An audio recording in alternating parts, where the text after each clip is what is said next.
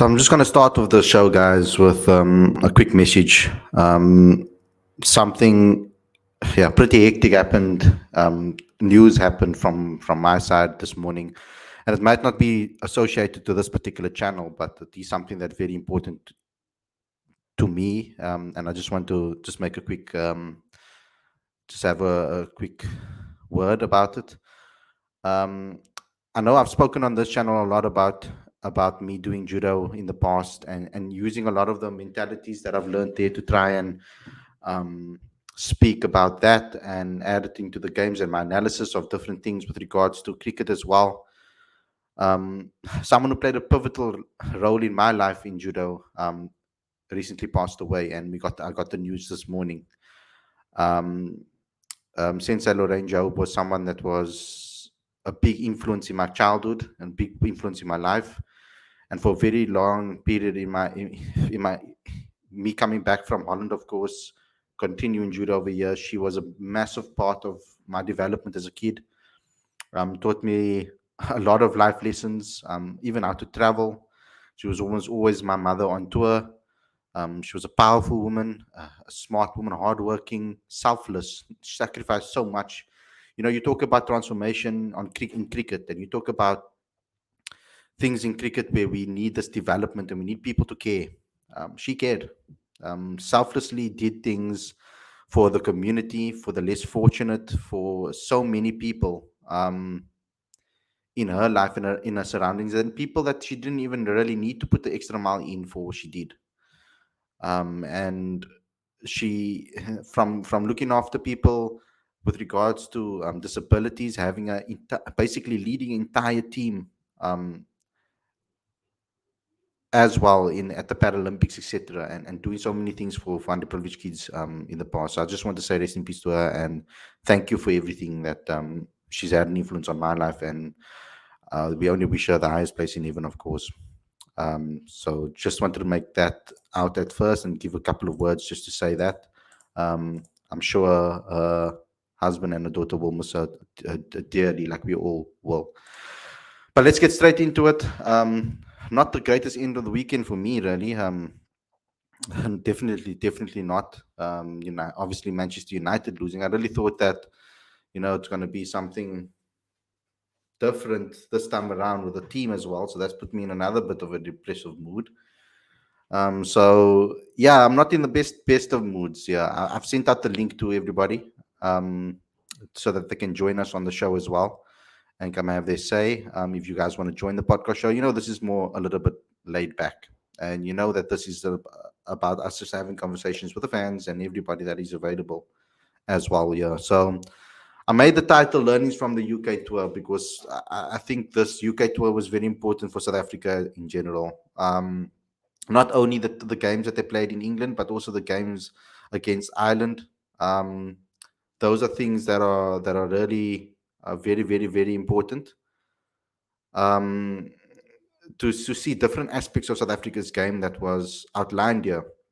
And if I look at the holistically, first and foremost, South Africa definitely do have the people in their arsenal, the players in the arsenal to play the brand of cricket that we want to see as fans. Will it be attacking in the power play, trying to do those type of things? I think that they do have or they do have the right players now in the squad to pick a team that can play that style of cricket.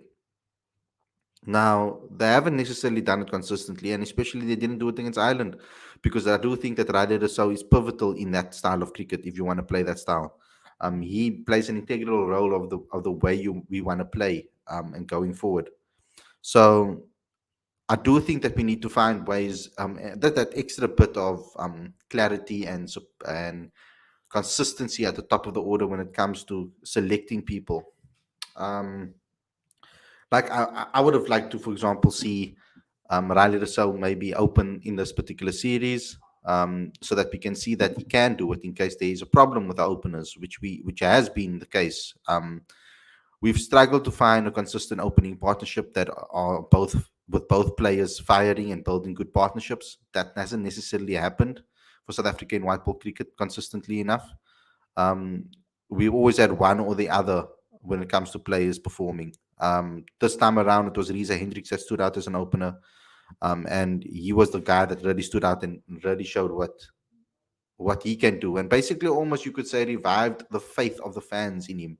That was very important, I think, as well. He revived the faith of many people that doubted him in this particular game. So I think, in this series in the UK tour was a big tour for him, and it really showed that we're going to have some serious questions that are going to come our way when Temba Bavuma comes back.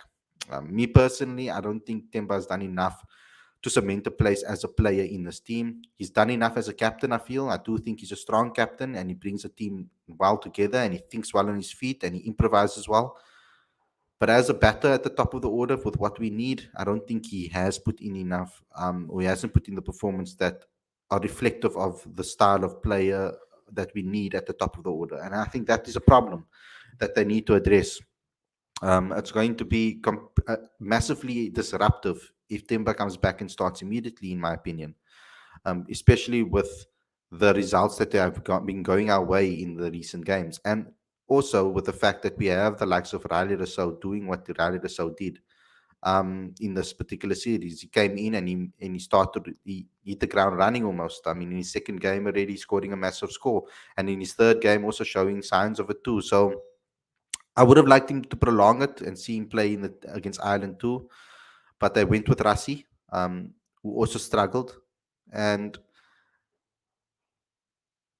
I don't think we can do with Rassi that we can do with certain other players. I mean, certain players can be arrested or dropped and then can come back and score immediately um, in the white ball arena. Some may take time to get into their rhythm, need a couple of games or whatever the case may be, or a prolonged run to get into form. So the management of players is going to be so important. I think we need to manage our players a lot better. We managed our bowlers pretty well. I do think that, however, that Lungi could have been maybe rested in the Ireland series, and maybe give a Gerald Coetzee or an Andrik Nerkia opportunities. I think those are things that we maybe never did that from that perspective. I didn't agree with that necessarily. I would have liked to see more opportunities being given to the likes of Andrich and obviously Gerald, if the opportunity came up. But that never necessarily was the case. We saw Andrich play, I think, once or twice, I think. It would have been a perfect opportunity to maybe raise someone like Lungi, because I think he has had problems with injuries in the past, and I don't think we should be overplaying him right now at this particular time, so close to the World Cup. Aditya's with us right now, so he's come to join us. Welcome, brother. What are some of the learnings that you've taken from this UK tour? I thought this tour was the perfect platform for some South Africa's younger players to really shine, and we saw that with Mr. Tristan Stubbs, and obviously it was great to see Riza, find some form again and really prove himself on the international stage, because there came a point where he was being questioned so much for his strike rates that it it didn't really um, feel convincing that he'd be Temba Vuma's backup player. But it's good to see him really prove himself, and kudos to Mark Barch and the team management for sticking with him. Yeah, I mean, like I said, yeah, I agree with everything that you said there as well. I think that Mark Boucher and then we need to look at as well, and maybe analyze that. I don't think we've done that enough in our review shows and our preview shows, speaking about the coaching staff and what they've done. I do think they need some praise to be able to be able to still be continue to continue their principles and their mentality. It was excellent to see the consistency that at least there's consistency there in what they do. You know, giving people opportunities and prolonging with them, even though they're in bad patches, has been a consistent thing that they've done in the past, and Whether we agree with it or not is another story, but they've stuck to their guns with regards to that. They've also stuck to their guns with regards to giving Colpack players opportunities too, you know? So that's also another thing that I think is very important with regards to that. We've got Werner as well on the show with us. Welcome to the show, bro. Um, yeah, we're just talking about the coaches that right now, and maybe some praise needs to go there where I don't think we maybe spoke enough about them. Um, so what's your thoughts on that? Firstly, condolences, Khalid, and the passing of your sensei. It's never nice losing somebody who's had an impact on your life. So I understand if it's a bit of a more difficult show tonight for you. But yeah, in terms of the tour, it's been a pretty good one so far. Actually, I think we've learned quite a few things about people coming in, Riley Show coming back in, making an immediate impact. Tristan Stubbs making an immediate impact as well. Now that he's finally got an opportunity to bat. So I've enjoyed that very much. I think Lungi has grown a lot with his bowling. He's back to bowling 140s, and then with those change ups, then becoming a lot more effective. Um, Great to see Riza Hendricks finally bringing some consistency as well. I think the main point of difference is the fact that he was striking it at 150, where in his career it's been around 120. So it makes a major difference. And so I think that's where the talking point of Rasif Anderson comes in as well. Because, sorry, he does take a lot longer to get going than some of the other batters, especially somebody like O'Reilly, who's semi competing for the spot he's filling right now. And that's, I guess, where the debate comes in. But it's hard to discard Rossi when he's done so well for us over a long period of time. He's hit the ground running once. He's made that international debut, so it's a difficult one. But I think as a whole, I think our teams have made some strides forward. I think our squad looks pretty balanced. I think as long as Aiden Markram can stay fit, because we saw how with the moment he wasn't fit for like that India tour, it threw the whole balance off on there. Like, okay, but we don't have a six bowler now. What do we do? So hopefully he stays fit leading up to the World Cup. Hopefully Tristan Stubbs works on those offies of his if they do decide to play him at six, which I believe we should be. I think the only worry right now, I guess, is Quinny's form, maybe a bit. But I'm sure he'll turn it around again. I think he's one of those guys who you will probably back for longer than you would some of the other players, just because you know exactly how destructive he can be and just the type of role he fulfills in the team. Being a opening batter and keeper, it's a hard one to replace, and we don't have a like for like replacement in the side right now. Because if you drop him and bring in Class, and that kind of messes up your whole batting lineup, so it makes things a bit more difficult. So I'm sure they'll stick with Quinny, and hopefully he does come back strongly. Hopefully he has a great season in the 100, get some form going, and then that India series just ahead of the World Cup is probably going to be crucial. Teacher, do you have any insight on with regards to that? Particularly, I'm talking about like Quinny de Kock, and maybe what you've observed from other teams around the world and how they deal with a player of his caliber playing the way he has over the last 12 games in T20 cricket. Can't be easy for you as a coach to obviously um, like to make a decision on that. So how do you see things like that? I mean, obviously, Kwani is a different personality. You can't maybe compare his personality to others, but the way others have worked with their star players when they got to form, do you have any tips there or insights that you can maybe throw our way or stories that you can tell us? I think there are two examples that come to mind. One is obviously Virat Kohli, because he hasn't been playing to his potential, to the standard that he has set over a period of time, and the overwhelming consensus there has been that give him some time off, let him go on vacation for a while, just spend time away from the cricket field, and he'll come back rejuvenated. So I think that works for players who are as cooked as Virat Kohli has been, and as Quinton de Kock has probably been over a period of time, which obviously led to his retirement as well, and he's spoken about it publicly. The second one that probably comes to mind is Ishan Kishan, and I think that's more of there's more of a comparison there because I think there's similar types of players in the way that they attack, both left-handers, and they're both these mercurial talents. When they come off, they totally destroy the opposition, and when they don't, they look like pale shadows of themselves. So I think with Ishan Kishan as well, when he was struggling through the IPL, he obviously made a bunch of technical changes, but there was this one time where the Mumbai Indians needed somewhere upwards of some 250 runs to be able to win, to be able to make it to the playoffs. And when Ishan Kishan sort of started playing in that fashion, just smashing it all over the park, he scored some 80 odd runs of 30 odd balls, and um, that was an indication of one way of blasting your way out of form, out of bad form.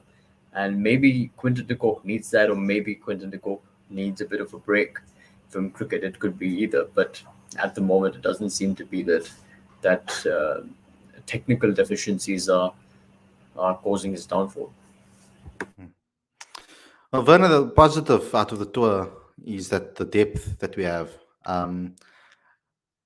But the depth in that opening position is not necessarily something to be, excited about, I would say. Especially when you're missing a 135 plus strike rate opener that is not in form. That's that's something that we need to rectify as well. So taking from what you saw in this tour, who do you think can step up to be that? We've said a lot of names. We've thrown Rassi out there. We've thrown Aiden out there. We've thrown Riley out there.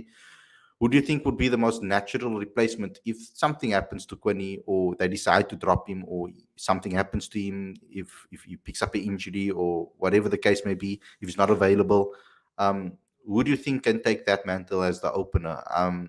We've kind of seen Riza come into his own, but is the from your perspective, is maybe the jury still out on him still, or do you feel that he's now shown enough to be a solid opener at the top of the order? I will say he has shown enough. He's been really solid in these two series. And I think it's more than just the scores; it's the way he's gone about it. You can see there's been a bit of a shift in his approach. He hasn't been that tentative sort of Riza we've come to know. He's been very conservative in the past. He might have scored 50s in T20s, but it would be at a strike rate of 120. He'd look to keep it on the ground. He'd look to be very orthodox, but we've seen a definite difference of approach. He's been looking to go at the bowlers a lot earlier on. He's been walking across his stumps to flick it to the leg side. Just small adjustments like that has really made a big difference to his game and just the way he's gone about it. So I do think he has kind of cemented his place there. The jury is still out based on whether they decide to bring Timba in back for him. I wouldn't personally, but that could still potentially happen. So I wouldn't be like overly surprised if that does happen. But as a backup opener, I'd probably just shift Riley up to open if it comes to it. That Quentin just doesn't pitch up in those first two games or whatever it might be for the World Cup. I didn't see it happening. I think they'll play Quentin de Kock throughout, regardless of how he performs, just based on his experience and what they know that he can bring, and the fact that he's going to change the balance of the side. And the thing is, if they drop Quinny, then they will be forced to bring in Klaasen as well. And that means that somebody like a Stubbs will miss out, and that I wouldn't enjoy that either, because I feel like Stubbs has really shown that he can bring a point of difference in the side. And if he can finish games with Miller regularly, that's going to like really change things for us in the shortest format of the game. And I believe he can do that. He does have the potential to do that, and he's shown it. I think the main thing is he's young, he's fearless, and we've played with a lot of fear in the past, or look to keep our wickets and then only go in the last couple of overs, or you have to take 15 deliveries before you get going. But Stubbs is better the opposite of that. He might only get 2 overs in the end because he comes in at 6 and some of the other guys have been batting long, but he is not afraid to go at it from ball one. And I think that is a really crucial player to have there. And like I think you guys have said in the past as well, that Klaasen isn't really a finisher per se. He needs some time as well to get going. He generally, if he does play, he'll probably come in ahead of Miller, and that's another thing I don't really want. Yeah. So it it's not as simple as, okay, we're dropping Quinny because he's not in form. It changes the whole balance of the batting lineup. It forces Klaasen in ahead of Miller. It probably forces Stubbs out, and that can really mess up what I think is a good thing we have going. I think that is the biggest part that you said mentioned there, and it's something that you've been very very consistent with, is not having Bella so deep, and that shows that they don't see Klaasen as as a finisher. That purely because whenever Klaasen plays, Miller takes the sacrifice and drops one down. Or could say a sacrifice and drops one down. So, Aditya, from your perspective, going to India now, it's kind of almost like our last competitive series to prepare ahead of the World Cup. From a pitch perspective, from a conditions perspective, how do you think India is going to approach us? I don't know if you know the venues and what we can expect with regards to conditions. Is it possible for them to get on the bigger, maybe if the grounds are a little bit bigger, is it possible to maybe, I wouldn't say completely copy the conditions that you're going to get in Australia, but get close to that circumstances as possible? Do you think India's going to go that direction, or is it more about what direction do you think they're going to go with regards to the pitches and preparation? Because I think you guys will also be looking to get the best possible preparation in that series heading before the World Cup.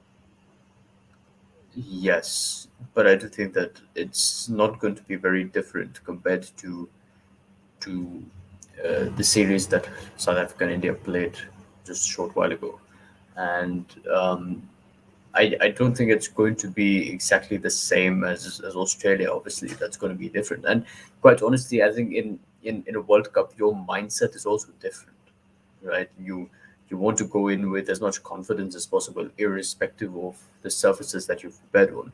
Even if you've scored, like 75 of 30 on like a proper flat road, that's still going to hold you in good stead when you go to Australia and probably have a bit more pace and bounce. But look, either way, I think in a T20 game in India, you're going to have a little bit of a balance, right, for the batters, of course. And then, as we saw early in the year, Bhuvaneshwar Kumar really proved to be a handful in the power play.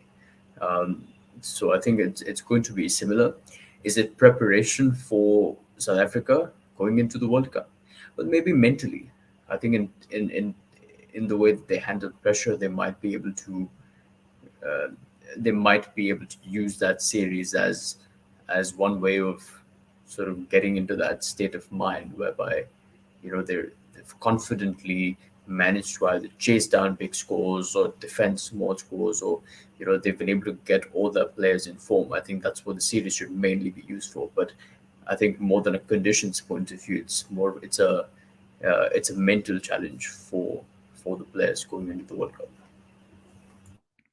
Yeah, I mean, it's perfect opportunity for Quinny to get back on form in conditions he's familiar with, as well. Werner, there's a couple of questions obviously in the live chat. There's people obviously having a conversation here, but there is one specifically to you. Lorenzo asking, what has Quinton de Kock done for us at the World Cups? He's piss poor at World Cups for us. But hey, you will always support him if Markram or Temba Bavuma just have a bad spell, you change your tune. Boom.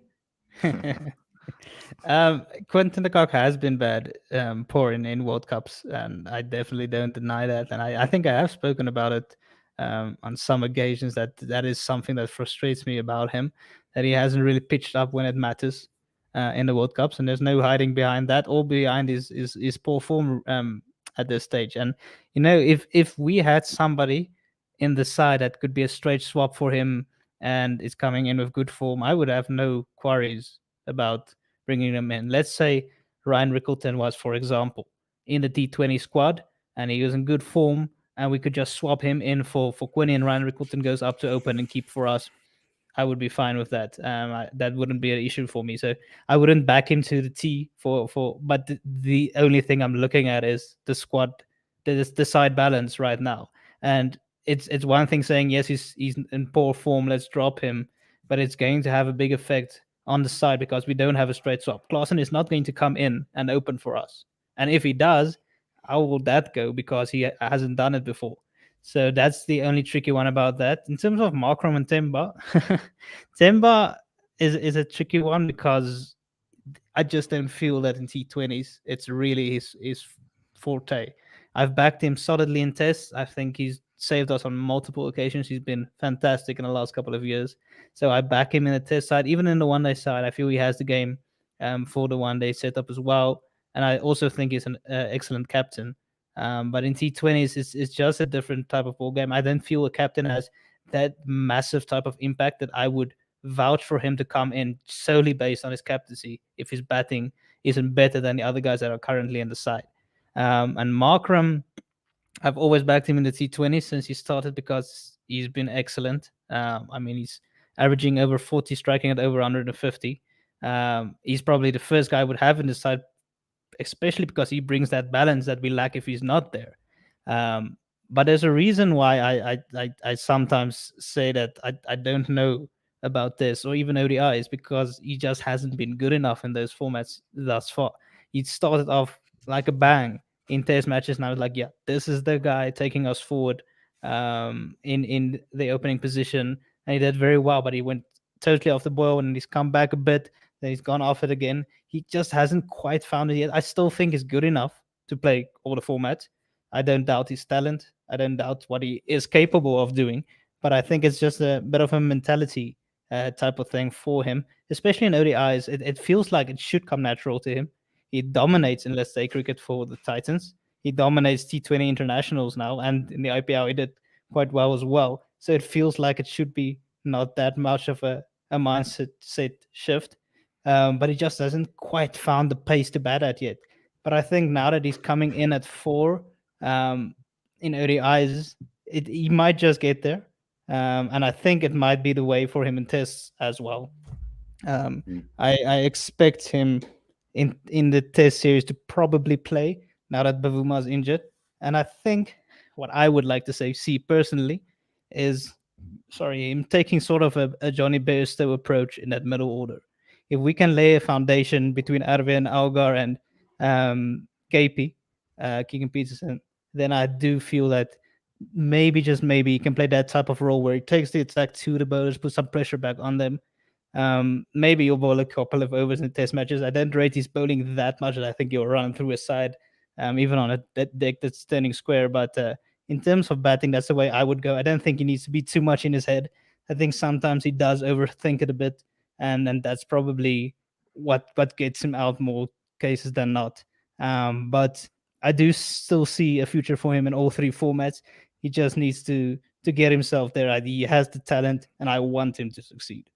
Because I mean, we saw a very awkward conversation, and I'm coming back to it again on Supersport on strike rates, and Temba Bavuma sitting slap bang in the middle between Robin P and Henry David. So Henry David's someone that has shown his ability as an opener in T20 cricket. Really had to change his game and his style of play to fit into that Paul Rocks team and actually take them to a title. He was very pivotal in that, and he understood that transition that he needed to make. A very destructive batter when he had the time. Also in one-day cricket, putting on amazing partnerships with the likes of Aiden Markram, etc. We've seen it as well. So it was a very good person to actually have there to speak about it open and honestly. And they were speaking about the importance of having an attacking type of player at the top of the order. That's what South Africa has been lacking. Now, for me, I think it brings up all those conversations we've been having at the beginning when Temba was elected as captain. Does he seriously believe that T20 is the way forward for him? I mean, would that be a great career choice for him to say, I'm thinking of maybe playing leagues around the world? I mean, he hasn't necessarily been seen as that, as a person that people want to pick up in a T20 league around the world. Yes, he'll be important for our local competition, I feel, but he's not going to be making much money, I feel, playing in tournaments all around the world as a T20 player. So is T20 really a format that he should be focusing on? I would understand fully if he stepped back and he said, I'm going to focus on Test cricket and one-day internationals. I think that's where my strengths lie for South Africa, and my game suits that best, and he steps away. I think that would be a smart decision from a Temba perspective, but that's just an opinion of mine. But what I like Vernon explained perfectly, it's that backup, having a plan We never seem to have a plan with our experienced players. Like I've complained about it in the past, where I think when I said there's no succession plan with South Africa, when AB de Villiers was retiring and Amla was retiring, Dale Steyn was retiring at the same time, almost Mone Morkel, Carl Abbott left to sign a Colpack deal.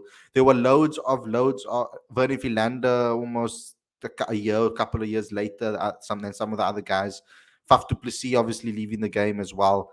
There was no succession plan from them to say, you know what, these are the guys, or at least we could see a pattern and to say, you know, we see a young Daniel Smith that's maybe a wicketkeeper batter. He's been lighting up the world in under 19 cricket. He has had a great first season for Western Province. He's a wicketkeeper batter. His idol is Quinton de Kock. He bats at the top of the order. He's a lefty, I think, as well.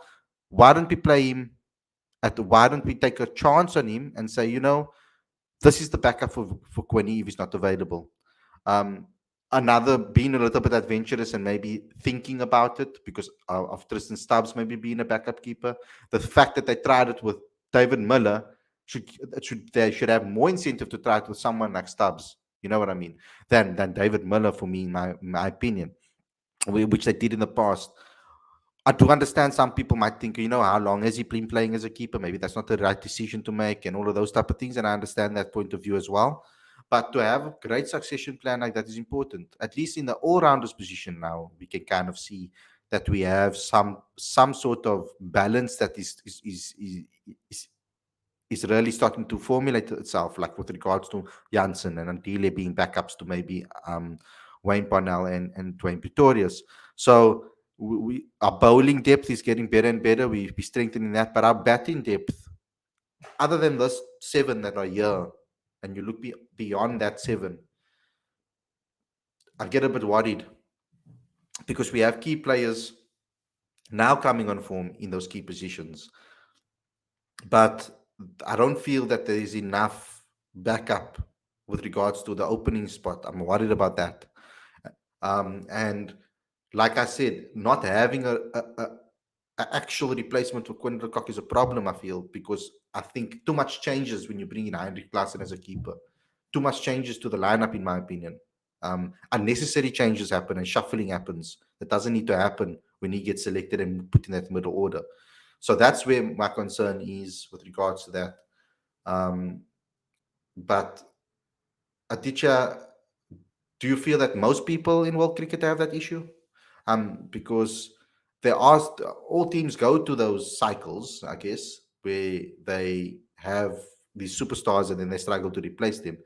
But I mean, I think South Africa's had it with almost 2 generations in a way, of people leaving and not being replaced. We're still trying to replace Jacques Kallis. We're still trying to replace a player like Herschel Gibbs at the top of the order. We're still trying to replace a captain like Graham Smith. We're still trying to replace an all-rounder like Lance Klusener. We're still trying to replace so many things within the setup. So your thoughts on succession plans and how South Africa can improve on that? Now, someone like Ryan Rickleton that you mentioned as well, Werner, even having him top of the order as a backup is an awesome option, and it actually give him time when he's on tour. But yeah, Look, I know from the Indian example when our golden generation was playing, comprising Sehwag, Gambhir, Dravid, Sachin, Lakshman, Ganguly.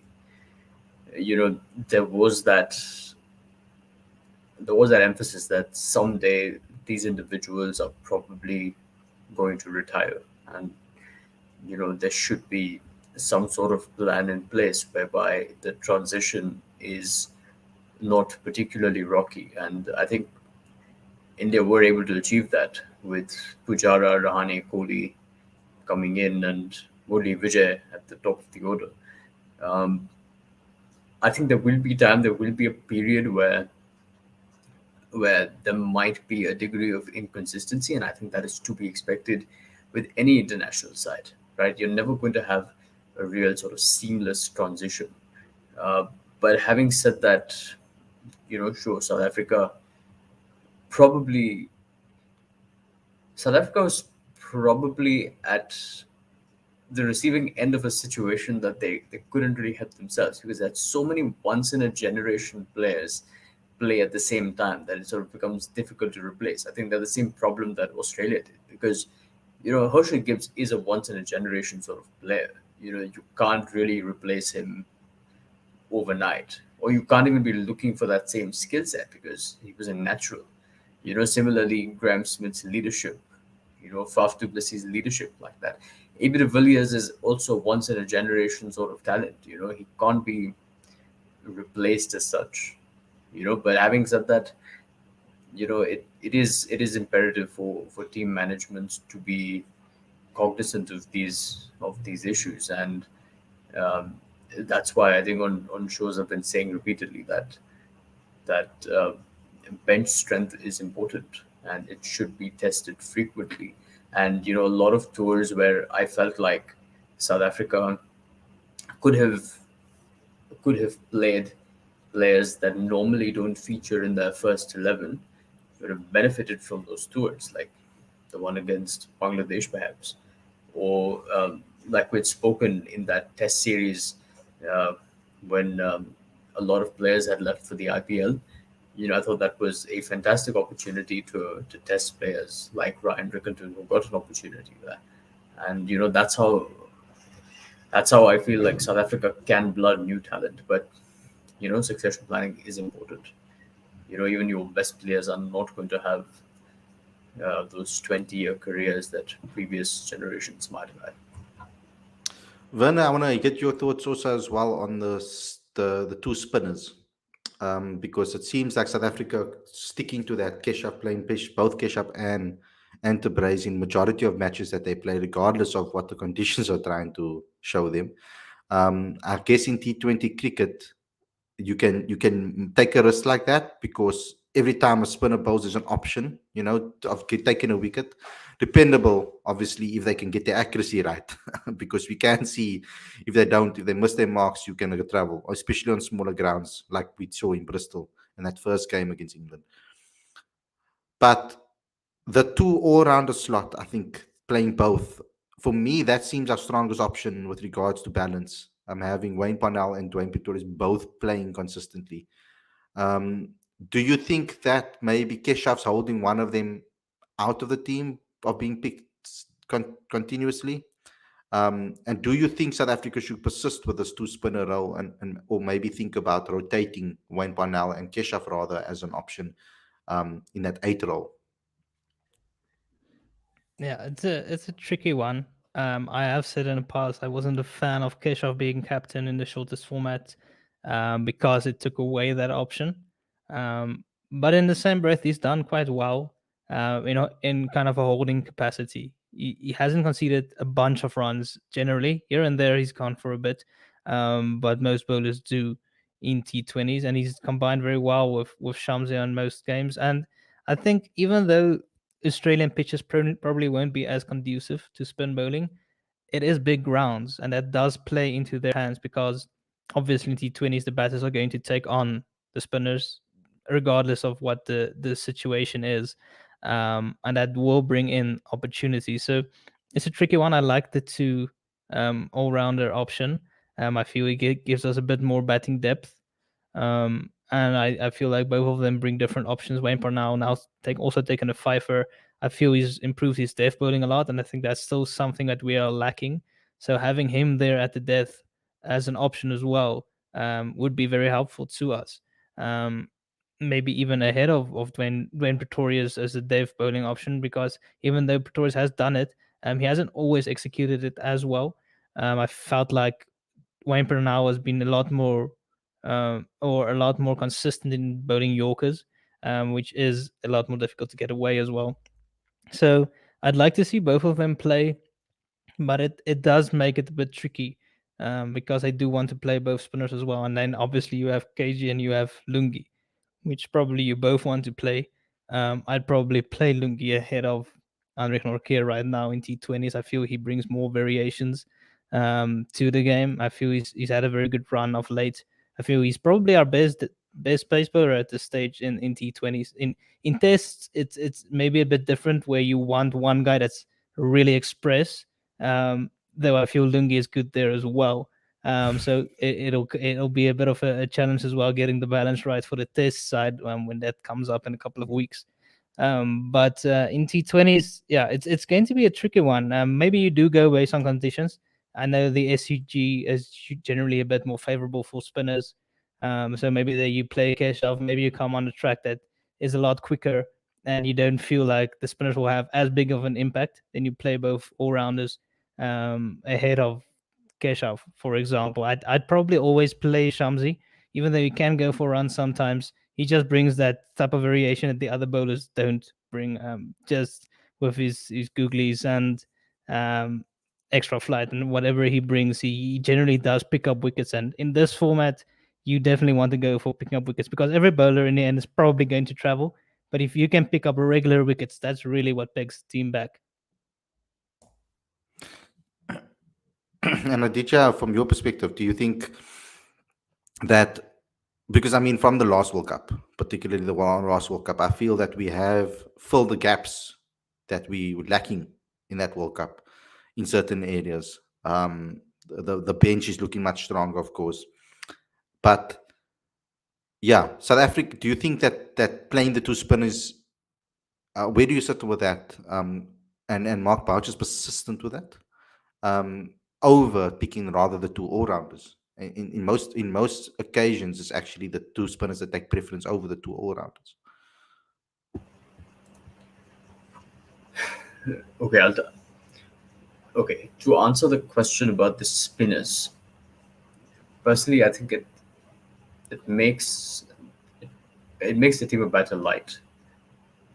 You know, my preference generally is to have the extra batter there because it gives the top order to take that extra risk when they really need to up the run rate, and it also gives you an opportunity to play faster bowler, which I think generally in Australian conditions is the better option in my view.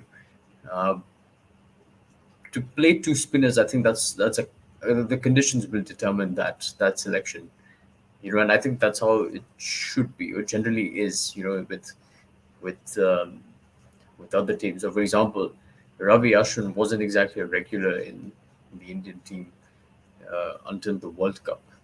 You know, and so he's made a comeback into the T20 team, and uh, he's done well. But the opportunity generally comes when you're playing in conditions where it's conducive to play two spinners.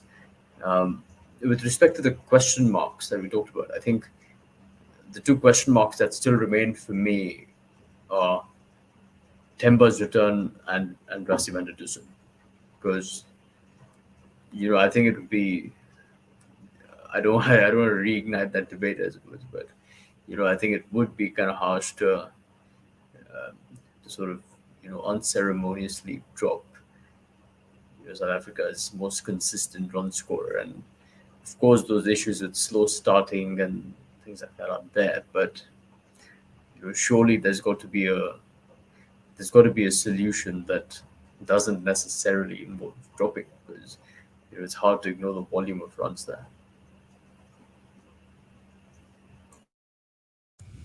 Yeah, interesting points made there. Okay, so Werner, and Aditya, I want you guys to wrap it up. Say if there's maybe one major thing that had really made you happy about this tour, what would you take away from it? Just one aspect of it. I know there's plenty of things to be positive about, yes, but if there was one major positive that you really think can make a difference going forward to South Africa's World Cup preparation, what is it? I think for me it is Tristan Stubbs. I've been calling for him to make the side for a while. Just on the fact how he has totally outperformed every other striker, I would say, in domestic cricket. So just seeing him coming in and playing with that same type of freedom, not being scared to still play shots, backing his ability that he has. I think that's been excellent to see. He's just come in and fizzed well. He's also been outstanding in the field. Um, he took on that over that they threw to him to bowl when I think it was Andile that was traveling all over the place. Or one of the bowlers, I can't remember which one. So they decided to throw Tristan the ball, and it didn't go well. He conceded 20, but he had an opportunity that was dropped. And he was like, okay, well, I'll take that chance. I'll come. I'll do it for my captain. He feels like that type of player that'll step up when you need him and really take on the game. So I think in terms of what he brings to the side, I feel like that could be a major difference in this lead up. I would say Riley Rousseau as well, but we'll see if he does make the side, the 11. But I do feel like the finishing up abilities of Tristan Stubbs, if you combine it with Miller, might be what changes things a bit more in our favor. Especially when you think about other World Cups where we always get behind and on the net run rate, and then it comes back to bite us. I feel like he can maybe make that type of difference. Where, for example, I just quickly end this off. So in the World Cup last year, we bowled Bangladesh out for a low total, right? But we ended up taking like 12 overs to score it. Rasi made like a runnable 30 odd, 40 odd. I can't remember exactly what it was. But that was like a crucial opportunity where we could have chased it in like 6 overs. And we didn't. We decided not to. We took the safe route once again. And we got there. We won comfortably. But in the end, we still missed out based on net run rate. And it feels like we can change that type of thing right now. If you play Riley, if you play Tristan Stubbs, if you are again in that type of situation, you can send one of them in, give them a free license, say, we are going to try and chase this total down in as little time as possible, because we know that in the end, net run rate almost always comes into it. So I feel like that might just be the point of difference this year. The biggest improvement for me has been the power hitting. It's something that I chatted about, a while ago, and I felt like that was one department where South Africa were lacking, because we're talking about strike rates and the ability to hit sixes and so on. But I felt like that department was really well addressed in this series, and long may it continue. Yeah, 100% agree with both of you. But also the scoring options, it feels like they've opened up their scoring options running between the wickets too. I think that's something we've seen a slight improvement when certain players are playing. I like that the fact that we saw it a lot with Stubbs, because there were certain situations where Stubbs to get himself in, put the ball in the gaps and took a single and gave the person that was in strike an opportunity to see some balls. I think from that perspective, we've seen slight changes with certain players, but not with everybody. I want to see that right through the squad. I want to see that from Riley Rousseau when he bats too, because if he can add that to his game, then he's the complete number 3 for us. I do feel that he can improve on that. Obviously, me personally, that's what I think. But generally speaking, yeah, I mean, the positives are that we look a lot more. How can I say? We look a lot more prepared to be able to take our scores to 190 plus now. Whether we're chasing, whether we are sitting, I think we're one of the first teams to score 4 consecutive 190 plus scores in a row. Consecutive, of course. Yeah, that's what that means. So consecutive 190 scores plus. So that's a very good improvement from South Africa, who were a 160, 170 team not so long ago. We were saying we struggled to even get to 170. So that's a very good thing that we are seeing, and it's basically a start of that.